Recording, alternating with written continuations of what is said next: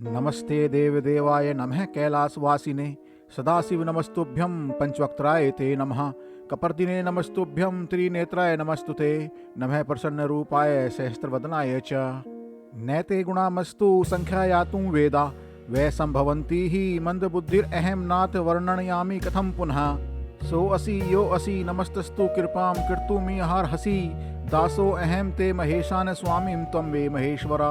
हे देवादिदेव आपको नमस्कार है, कैलाशवासी आपको नमस्कार है, सदाशिव आपको नमस्कार है, पांच मुख वाले आपको नमस्कार है, जटाजूटधारी आपको नमस्कार है, त्रिनेत्र आपको नमस्कार है, प्रसन्न रूप वाले आपको नमस्कार है, सहस्त्र मुख आपको नमस्कार है।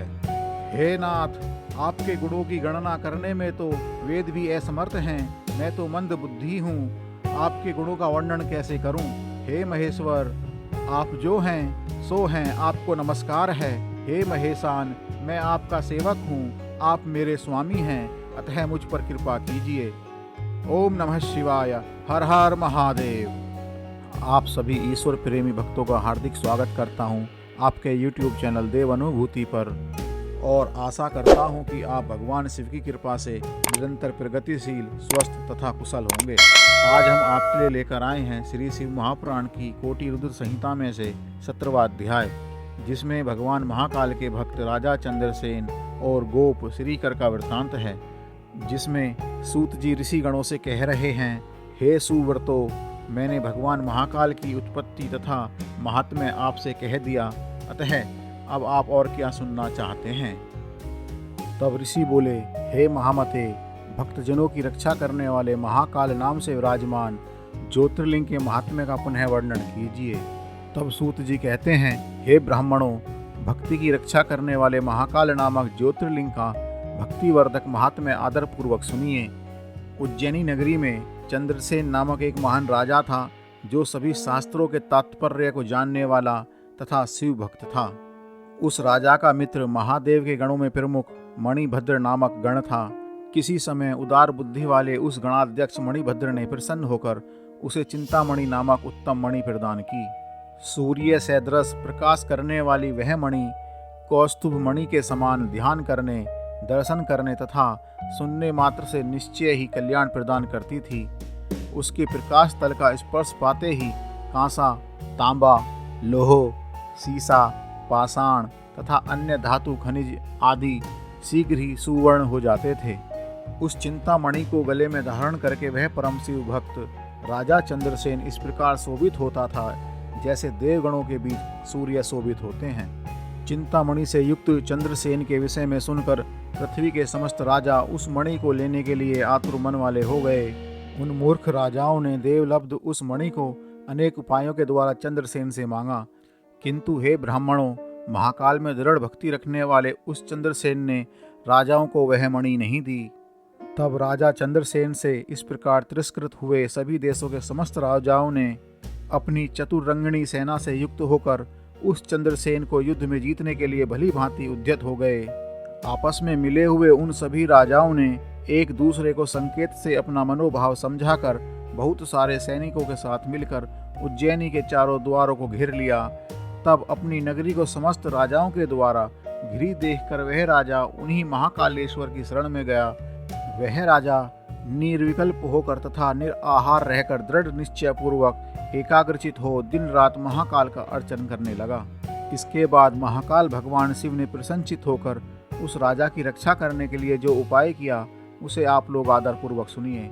हे विप्रो, उसी समय कोई ग्वालिन बालक सहित उस उत्तम नगर में घूमती हुई महाकाल के निकट पहुंची।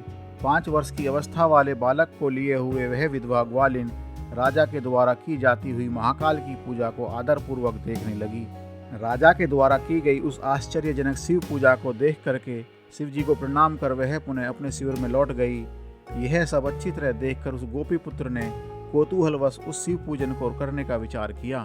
तब उस बालक ने अपने शिविर के पास किसी दूसरे खाली पड़े शिविर में अत्यंत मनोहर पाषाण लाकर भक्ति पूर्वक उसे स्थापित किया और गंध, आभूषण, वस्त्र, धूप, दीप, अक्षत आदि द्रव्यों से शिवजी का पूजन कर नैवेद्य भी चढ़ाया। पुनः मनोहर बिल्लव पत्रों एवं पुष्पों से बार बार शिव पूजन कर अनेक प्रकार का नृत्य करके शिव को बार बार प्रणाम किया। उसी समय उस ग्वालिन ने शिव में आसक्त हुए श्रेष्ठ मन वाले अपने पुत्र को स्नेह से भोजन के लिए बुलाया। जब शिव भक्ति में सने हुए चित्त वाले उस बालक ने बार बार बुलाए जाने पर भी भोजन की इच्छा नहीं की, तब उसकी माता स्वयं वहां गईं। आंखें बंद किए हुए उसे शिवजी के आगे बैठा हुआ देखकर उसका हाथ पकड़कर खींचा और क्रोधपूर्वक मारा, किंतु खींचने और मारने पर भी जब उसका पुत्र नहीं आया, तब उसने शिवलिंग को दूर फेंककर उसकी पूजा को नष्ट कर दिया। इसके बाद हाय हाय कहकर दुखी होते हुए अपने पुत्र को छोड़कर क्रोध युक्त वह ग्वालिन पुनः अपने घर चली गई। तब वह बालक अपनी माता के द्वारा शिव के पूजन को नष्ट किया गया देखकर देव देव इस प्रकार कहकर चीखने लगा और पृथ्वी पर गिर पड़ा। इसके बाद शोकाकुल होने के कारण वह सहसा मूर्छित हो गया। फिर 2 घड़ी बाद चेतना आने पर उसने अपने दोनों नेत्र खोले। शिवजी की कृपा से उसी क्षण वहां पर महाकाल का सुंदर देवालय बन गया, जिसे उस बालक ने देखा। उस शिवालय के स्वर्ण में बड़े बड़े दरवाजे थे, उसमें सुंदर किवाड़ तथा बंदरवार लगे हुए थे और मणि के खंभों से जगमगाते हुए तथा स्फटिक मणि के बने हुए भूतल फर्श से शोभायमान हो रहा था। उस गोपी पुत्र ने उस देवालय के बीच में कृपा निधि शिवजी का रत्न में ज्योतिर्लिंग देखा, जो उसकी पूजन सामग्री से सर्वथा अलंकृत था। यह सब देखकर वह बालक सहसा उठकर खड़ा हो गया। उसे मन में बड़ा आश्चर्य हुआ और वह उठकर आनंद सागर में मानो निमग्न हो गया। तदंतर बारंबार शिव की स्तुति तथा प्रणाम करके सूर्यास्त होने पर वह बालक शिवालय से अपने शिविर में चला गया। वहां जाकर उसने शीघ्र ही इंद्रनगर के समान सुवर्ण से बने हुए विचित्रता से युक्त तथा अत्यंत उज्ज्वल अपने शिविर को देखा। उसने सायंकाल के समय प्रसन्न हो मणियों एवं सुवर्ण से रचित सर्वशोभा संपन्न अपने भवन में प्रवेश किया। वहां उसने दिव्य लक्षणों वाली रत्नालंकारों से जगमगाते हुए अंगों वाली तथा साक्षात सुरांगना के समान प्रतीत होती हुई अपनी माता को सोते हुए देखा। इसके बाद आनंद से परिपूर्ण हो शिव के कृपा पात्र उस बालक ने वेगपूर्वक अपनी माता को उठाया। जब वह उठी तो सब अद्भुत दृश्य देखकर आश्चर्यचकित हो आनंद में निमग्न हो गई और उसने अपने पुत्र का आलिंगन किया।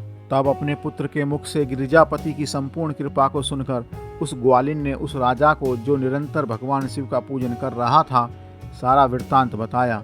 नियम समाप्त होने के बाद राजा ने रात्रि में वहां सहसा आकर शिव को प्रसन्न करने वाले गोपिका पुत्र के उत्तम भक्ति प्रभाव को देखा। अमात्य एवं पुरोहित सहित वह धैर्यशाली राजा यह सब देखकर परम आनंद सागर में डूब गया। वह राजा चंद्रसेन प्रेम से आंसू बहाता हुआ और शिव नाम का उच्चारण करता हुआ प्रेम पूर्वक उस बालक का आलिंगन करने लगा। हे ब्राह्मणों, उस समय वहाँ बहुत बड़ा उत्सव हुआ। सभी लोग आनंद से विभोर हो शिवजी का कीर्तन करने लगे। इस प्रकार अद्भुत लीलाओं वाले शिवजी के महात्म्य को देखने से आनंद मग्न पूर्ववासियों की वह रात्रि क्षण मात्र की भांति बीत गई। इसके बाद युद्ध के लिए नगर को घेर कर स्थित हुए राजाओं ने प्रातःकाल होते ही अपने गुप्तचरों से यह समाचार सुना। तब जो राजा वहां आए हुए थे वे सब यह सुनकर अत्यंत आश्चर्यचकित हो गए और एकत्रित हो आपस में कहने लगे, यह महाकालपुरी उज्जैनी का अधीश्वर राजा चंद्रसेन शिव भक्त होने से निश्चिंत तथा दुर्जय है। जिसकी पुरी में शिशु भी इस प्रकार के शिव भक्त हैं, वह राजा चंद्रसेन तो महान शिव भक्त होगा। निश्चय ही इसके साथ विरोध करने से तो शिवजी क्रुद्ध हो जाएंगे और उनके क्रोध से हम सब लोग विनष्ट हो जाएंगे। इसीलिए हमें इस राजा से मेल कर लेना चाहिए। ऐसा करने पर शिवजी हम लोगों पर महती कृपा करेंगे। इस प्रकार निश्चय कर उन राजाओं ने वैर भाव को त्याग दिया। उनका अंतःकरण पवित्र हो गया और उन लोगों ने परम प्रसन्न होकर अपने अपने हाथों से अस्त्र शस्त्रों का त्याग कर दिया। उन राजाओं ने महाकाल की रम्यपुरी में प्रवेश किया और चंद्रसेन की आज्ञा लेकर महाकाल का भली भांति पूजन किया। इसके बाद वे सभी राजा ग्वालिन के घर गए और दिव्य तथा महान समृद्धि वाले उसके भाग्य की प्रशंसा करने लगे।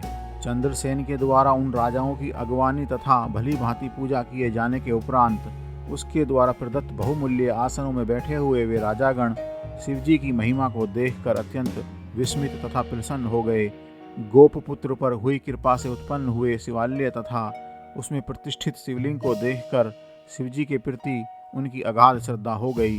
तब शिव की कृपा प्राप्त करने के अभिलाषा वाले उन सभी राजाओं ने प्रसन्न होकर उस गोप कुमार को बहुत सारी वस्तुएं दी और उन राजाओं ने समस्त देशों में जो जो बहुत से गोप रहते थे उन सब का उन्हें राजा बना दिया। इसी बीच सभी देवगणों से पूजित वानराधिपति तेजस्वी हनुमान जी वहां प्रकट हो गए। हनुमान जी के प्रकट हो जाने से सभी राजा आश्चर्यचकित हो गए और वे उठकर भक्ति भाव से समन्वित हो उन्हें प्रणाम करने लगे। उन सभी के बीच में विराजमान हनुमान जी उनसे पूजित हो उस गोपपुत्र का आलिंगन कर राजाओं की ओर देख करके यह कहने लगे। हनुमान जी बोले, हे राजाओं, आप सभी लोग तथा दूसरे देहधारी भी सुने। जो भी शरीरधारी प्राणी हैं उनका शरणदाता शिव के अतिरिक्त अन्य कोई नहीं है। इस प्रकार इस गोपपुत्र ने भाग्य से शिव पूजा को देखकर बिना मंत्र के ही कल्याणकारी शिव का पूजन कर उन्हें प्राप्त कर लिया। शिव जी का यह श्रेष्ठ भक्त गोपों की कीर्ति को बढ़ाने वाला होगा और इस लोक में संपूर्ण भोगों को भोग कर अंत में मोक्ष प्राप्त करेगा। इसके वंश की 8वीं पीढ़ी में महायशस्वी नंद नामक गोप उत्पन्न होंगे, जिनके पुत्र रूप में श्री कृष्ण नाम से साक्षात नारायण ही अवतार लेंगे। आज से लेकर यह गोप कुमार इस लोक में श्रीकर नाम से महती लोक प्रसिद्धि प्राप्त करेगा। तब सूत जी आगे बताते हैं, ऐसा कहकर अंजनी पुत्र शिवावतार कपीश्वर हनुमान जी ने सभी राजाओं तथा चंद्रसेन को कृपा दृष्टि से देखा। इसके बाद उन्होंने बुद्धिमान गोपपुत्र श्रीकर को प्रेम पूर्वक शिवजी को प्रिय लगने वाले शिवाचार का उपदेश दिया। उसके अनंतर अति हर्षित हुए हनुमान जी सभी राजाओं, चंद्रसेन तथा श्रीकर आदि के देखते देखते वहीं अंतर ध्यान हो गए। इसके बाद चंद्रसेन के द्वारा सत्कृत हो प्रसन्न हुए सभी राजा उनसे आज्ञा लेकर अपने अपने स्थान को चले गए। परम तेजस्वी श्रीकर भी हनुमान जी से उपदेश पाकर धर्मज्ञ ब्राह्मणों के साथ शिव पूजन करने लगे। इस प्रकार महाराज चंद्रसेन तथा गोपपुत्र श्रीकर दोनों ही बड़ी प्रीति से महाकाल की उपासना करने लगे। कुछ समय के बाद वह श्रीकर तथा राजा चंद्रसेन भी महाकाल की आराधना कर परम पद को प्राप्त हुए। इस प्रकार महाकाल नामक ज्योतिर्लिंग सज्जनों को शुभ गति देने वाला, सभी दुष्टों का वध करने वाला, कल्याणकारी तथा भक्तों के ऊपर दया करने वाला है। हे द्विजो, मैंने अत्यंत पवित्र, गोपनीय, सभी प्रकार के सुखों को देने वाले, स्वर्ग को प्रदान करने वाले तथा शिव में भक्ति को बढ़ाने वाले इस आख्यान का वर्णन किया। बोलो शंकर भगवान की जय, महाकाल महाराज की जय। ओम नमः पार्वती पते, शिव हर हर महादेव शंभु।